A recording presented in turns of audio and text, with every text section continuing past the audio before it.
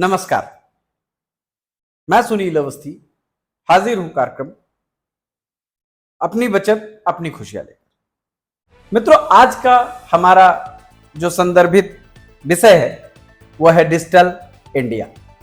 2014 की सरकार आने के बाद इसके विकास को थोड़ी सी गति तेज मिली, लेकिन कोरोना काल ने मानो डिजिटल इंडिया को पंख दे दिए।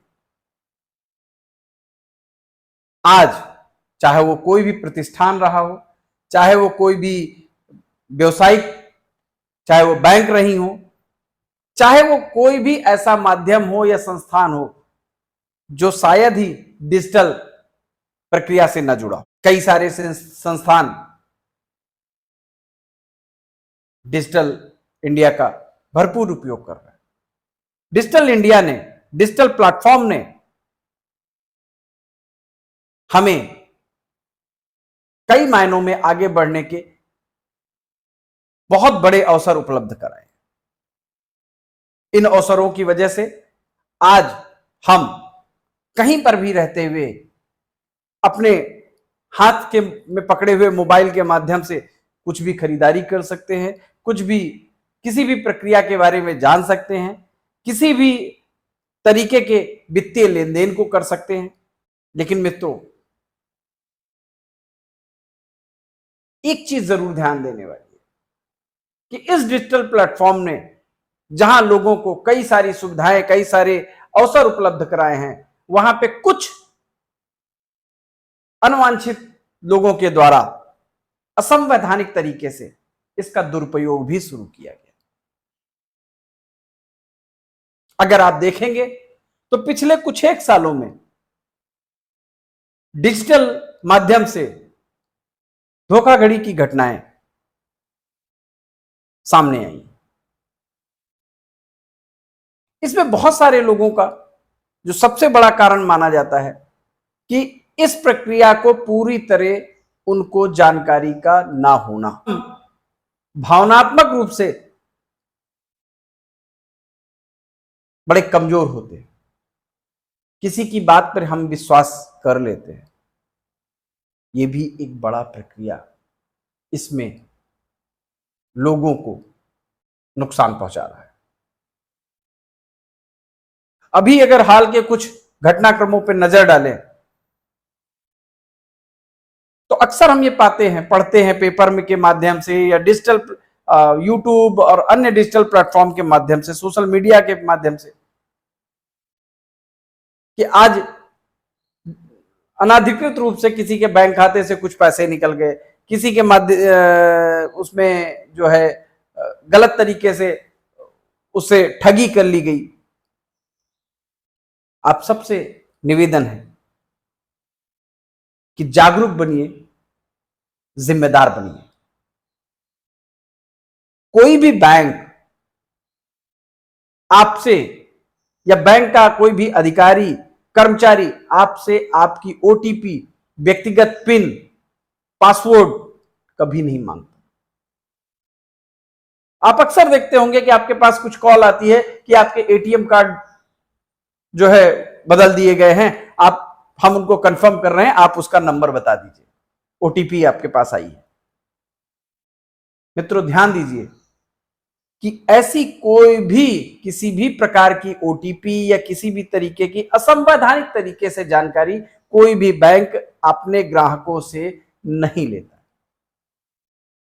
तो एक जिम्मेदार नागरिक होने का फर्ज अदा कीजिए और अपने साथ साथ दूसरों को भी इस असुविधा से बचाइए। आज हम बात करेंगे एक नए शब्द जो कि बहुत तेजी से उभर रहा है, डिजिटल अरेस्ट। क्या है ये डिजिटल अरेस्ट? क्यों जरूरी है आपका और हमारा इसके बारे में जानना? क्या फर्क पड़ता है इससे आपका, आपकी और हमारी जिंदगी पर? तो मित्रों, डिजिटल अरेस्ट एक ऐसा तरीका इजाद किया गया है ठगों के द्वारा, गलत तरीके से कार्य करने वाले लोगों के द्वारा, जिसमें आपके बैंक खाते या आपके जो गोपनीय जानकारी हैं उनके बारे में जानना और उसके माध्यम से उसका फायदा उठाना। अगर हम पिछले हालिया के कुछ 2-4 महीनों के प्रकरण पर नजर मारें तो पाएंगे कि लगभग 500 करोड़ से ज्यादा के ठगी के मामले सामने आए। वो ठगी के मामले आपके पास फोन कॉल्स आती होंगी, आप भी रूबरू हुए होंगे, आप भी इनसे गुजरे होंगे। मैं तो आज सुबह ही गुजरा हूं। मेरे पास एक कॉल आई, उसका नंबर था, मैं आपको नंबर भी कंफर्म करता हूं, उसका नंबर था 9207645667। इस नंबर की कॉल आने के बाद मैंने जब कॉल उठाई तो एक कंप्यूटराइज्ड आवाज आई कि यह कॉल लखनऊ पुलिस के द्वारा की जा रही है, जिसमें आपको फेडेक्स पार्सल, फेडेक्स एक कंपनी है, अंतरराष्ट्रीय कंपनी है जो कि कोरियर और लॉजिस्टिक के व्यवसाय में अपना महत्वपूर्ण स्थान रखती है। तो उस कॉल के द्वारा मुझे बोला गया कि लखनऊ पुलिस के द्वारा आपको यह कॉल की जा रही है और आपका एक फेडेक्स का कोरियर है जो कि अवांछित तरीके से उसमें कुछ डॉक्यूमेंट्स पाए गए हैं। क्योंकि मुझे इसकी जानकारी थी तो मैंने उस कॉल को डिस्कनेक्ट कर दिया। लेकिन बहुत सारे ऐसे लोग हैं जो इस तरह के प्रकरण को से अनजान रहते हैं और घबरा जाते हैं। वो आपसे कुछ भी कह सकते हैं कि पार्सल में आपके ड्रग्स पाए गए हैं या आपके मोबाइल के द्वारा किसी गलत तरीके से उसका इस्तेमाल किया गया हो, चाहे वो आपके द्वारा किसी को गलत तरीके से धमकाने का प्रकरण किया गया हो, चाहे वो किसी को गलत तरीके से आपने उसको संदेश प्रेषित किया हो, या फिर यह भी कहा जा सकता है कि आपके द्वारा कुछ पैसों के लेन देन में हेराफेरी की गई है, या फिर यह भी कहा जा सकता है कि आपने कोई बेनामी संपत्ति बना रखी है जिसकी जानकारी भारत सरकार को हो गई। और ये कॉल करने वाले लोग कभी पुलिस अधिकारी, कभी सीबीआई, कभी एसटीएफ, किसी न किसी रूप में आपको बोलते हैं। चूंकि आपका भरोसा सरकार की जो संस्थाएं हैं उन पे ज्यादा, तो आप भरोसा कर लेते हैं कि शायद ये कॉल आई।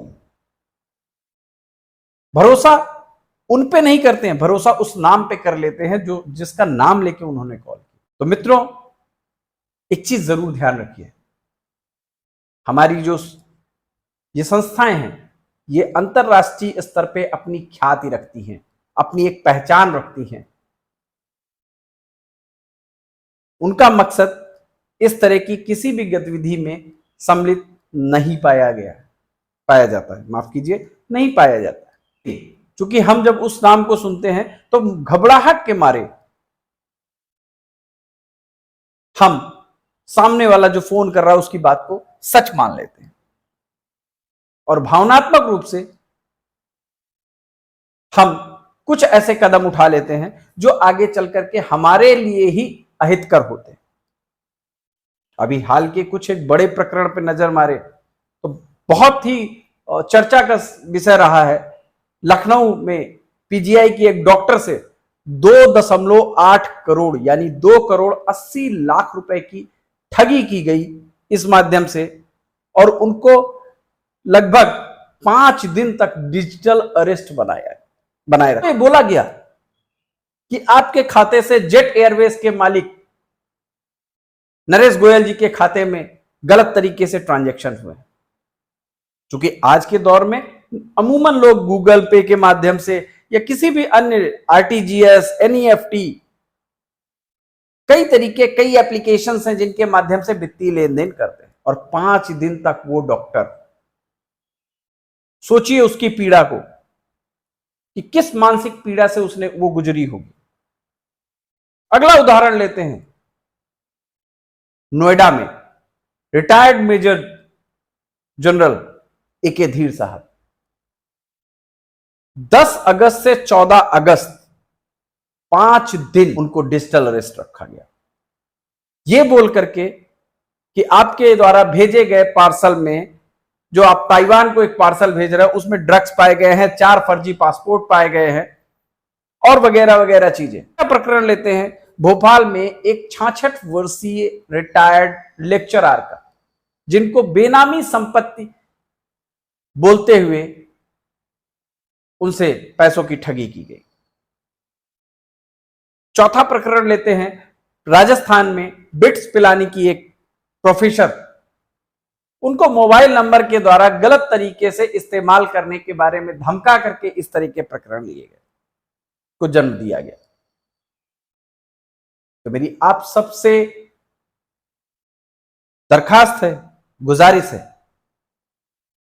कि कृपया इस तरह के किसी भी, और यही नहीं, कभी आपको ऑनलाइन लॉटरी के बारे में बताकर, कभी आपको पॉलिसी के बारे में बता करके, कभी आपके एटीएम कार्ड एक्सपायरी के बारे में बता करके, किसी न किसी तरीके से आपको बरगलाने की कोशिश, आपको प्रलोभन दिया जाता है। प्रलोभन के चक्कर में आकर के अपने पैसे को, जो कि उन्होंने जी तोड़ मेहनत से कमाई है, गंवा देते हैं। और कुछ लोग डर के कारण, आपको यह समझना होगा, आपको एक शांत तरीके से इस चीज को जानना होगा। कभी भी इस तरह की कॉल आए तो कृपया पहले उसे नजरअंदाज करें, उस पर ध्यान ना दें, नंबर 1। नंबर दूसरी चीज, संबंधित कॉल के बारे में जो आपके जानने वाले हैं, जो आपके मित्र हैं, जो आपके रिश्तेदार हैं, जो आपके घर वाले हैं, उनको जरूर बताएं। ठंडे दिमाग से सोचें कि क्या आपने उस तरीके का कोई एक कार्य किया है जिसके कारण आपको एक कॉल आई है। अगर आपने नहीं किया है तो आप इसमें वो नहीं। तीसरा, अपने मोबाइल को रेगुलर उसमें पड़े हुए सॉफ्टवेयर्स को अपडेट करते रहें। आपके मोबाइल में सिक्योरिटी सिस्टम स्कैनर होता है, उसको अपडेट करते रहें, एंड्रॉइड फोन को।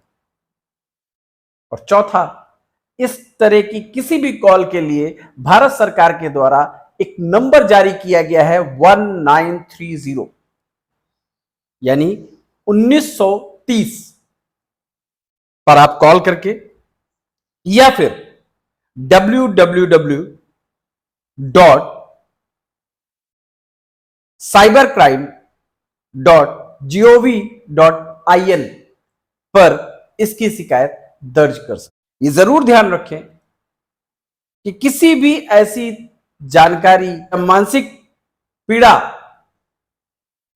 को अपने अंदर रखने से आप परेशान हों तो उसको साझा करें, उसको बताएं। अक्सर ये देखा जा रहा है कि लोग भावनात्मक रूप से, चूंकि वो इस चीज की जानकारी नहीं रखते, इस बारे में उनको नहीं वो होता है कि पता होता है कि उन्होंने इस तरह का कोई वो किया होगा, शायद किसी और ने उनके बारे में, इसलिए वो डर के मारे इस तरह की घटना को पे विश्वास कर लेते हैं और अपने जीवन की एक अमूल्य निधि, अपनी मेहनत की कमाई को गंवा देते हैं। तो अगर कोई अधिकारी, माफ कीजिए, अगर कोई व्यक्ति किसी संस्था का अधिकारी बन करके, किसी संस्था, narcotics department, CBI, CID, police department का अधिकारी बन के आपको वो कर रहा है, तो संबंधित विभाग की एक हेल्पलाइन नंबर है, आप उसको अपने मोबाइल में सर्च करके, या निकटतम आप अपने जो निकटतम थाना है, निकटतम पुलिस के अधिकारी हैं, प्रशासनिक अधिकारी हैं, उनको इस बारे में जरूर बताएं। इस बात पे कभी मत वो करिएगा कि उनकी अंग्रेजी है तो वो बहुत अच्छे या जरूर वो एक वो होंगे अधिकारी, बिल्कुल नहीं। हमारी सरकार का हर कर्मचारी अपनी मेहनत से अपने दिए गए दायित्व को पूरा कर रहा है। उसके पास इतना अनैतिक कार्य को करने के लिए समय और भावना दोनों नहीं। आप विश्वास करिए उन पर, ना कि उन पर जिनको आप जानते नहीं, मात्र एक फोन कॉल के माध्यम से आप उसको समझ ले रहे हैं। बिल्कुल नहीं। जानकारी सबसे बड़ा बचाव है। अगर इस तरह की किसी भी कॉल को आप रिसीव करते हैं, इस तरह की कोई भी कॉल आपके पास आती है, तो तत्काल अपने क्षेत्र के संबंधित पुलिस अधिकारी को, पुलिस चौकी को, थाना क्षेत्र को सूचित करें और अपने मित्रों से, अपने रिश्तेदारों से, अपने घर वालों से इसके बारे में जरूर बताएं। क्योंकि अगर आप नहीं बताएंगे तो शायद एक बड़ी घटना किसी और के साथ घटित हो जाए। तो एक जिम्मेदार नागरिक होने का फर्ज अदा कीजिए। खुद भी सुरक्षित रहिए और दूसरों को भी सुरक्षित रखिए। आज के इस कार्यक्रम में बस इतना ही। जल्द मिलते हैं एक नई चर्चा पे, एक नए विषय पे। अपनी बचत अपनी खुशियां में। धन्यवाद। अगर आपको हमारी ये खबरें अच्छी लगी तो कृपया हमें सब्सक्राइब कीजिए, लाइक कीजिए और शेयर कीजिए।